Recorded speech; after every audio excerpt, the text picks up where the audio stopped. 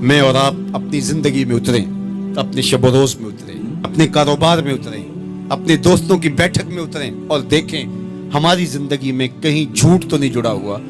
میرے حضور نے تو مومن کی شان بیان کی کہ وہ جھوٹا نہیں ہوتا، اور میرے حضور کا نمایاں وصف صادق اور امین ہے، جس کو کافر بھی مانتے تھے۔ جب آقا کریم نے کوہ صفا پہ چڑھ کے کہا، میں اگر کہوں کہ پہاڑ کی دوسری جانب سے ایک لشکر آ رہا ہے جو تمہیں طاقت و تاراج کر کے رکھ دے گا تو تم میری بات مان لو گے؟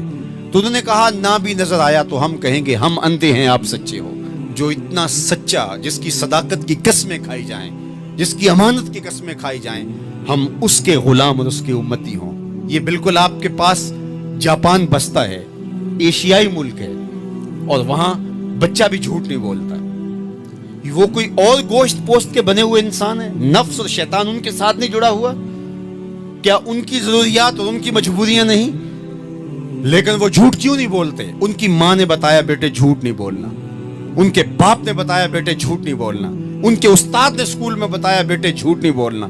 اور ہم کیوں بولے؟ ہمارے نبی نے بتایا جھوٹ نہیں بولنا، ہمارے آقا نے بتایا کہ جھوٹ نہیں بولنا۔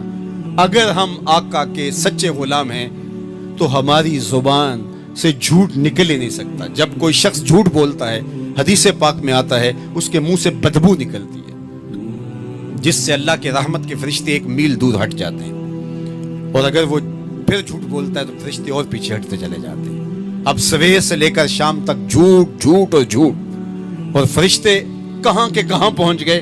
رحمت کے فرشتے تو نیڑے ہیں ہی نہیں، تو پھر کاروبار میں بھی بے برکتی ہوگی، گھر میں بھی بے برکتی ہوگی، اس دواجی زندگی میں بھی تلخیاں ہوں گی۔ پھر ہم بھاگتے ہیں عاملوں کے پاس، اس نے کہا شکر ہے تو وقت پہ آ گیا ہے، ورنہ تعویذ چل جانے تھے تیرے اوپر، تو کسی نے ڈاڑے تعویذ کیے ہوئے ہیں۔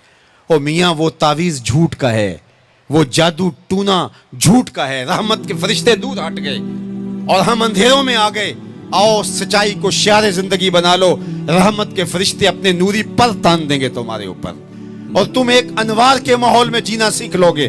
میرے حضور علیہ السلام کا بتایا ہوا دین، میرے حضور کا دیا ہوا شعار حیات، میرے حضور کے دیے ہوئے انداز زندگی، وہ اختیار کر کے ہم ایک پاکیزہ، ستھری، طیب اور صاف زندگی گزارنے کا تصور حاصل کر کے ایک خوشگوار زندگی جینے کی کوشش کریں۔ آئیے میں اور آپ آج دیکھیں کہ ہمارے ساتھ کوئی ایسا عمل، کوئی ایسا رویہ تو نہیں جڑا جو حضور کے بتائے ہوئے طریقوں سے ہٹ کر ہے۔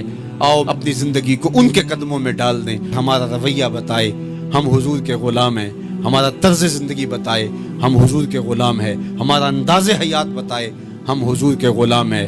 غلامی رسول کو اپنی نس نس میں سمو لو، غلامی رسول تمہارے لباس سے دکھائی دے، غلامی رسول تمہارے رویوں سے دکھائی دے، غلامی رسول تمہارے طرز حیات سے دکھائی دے، غلامی رسول تمہارے سجدوں سے دکھائی دے، تو غلامی رسول تمہارے وعدوں سے دکھائی دے، تمہاری بولی سے غلامی رسول ٹپکتی ہو، نہ یہ کہ تم صرف زبان سے یہ کہو کہ میں غلام رسول ہوں، باقی تمہاری زندگی کا ہر تیور اس کی نفی کر رہا ہو۔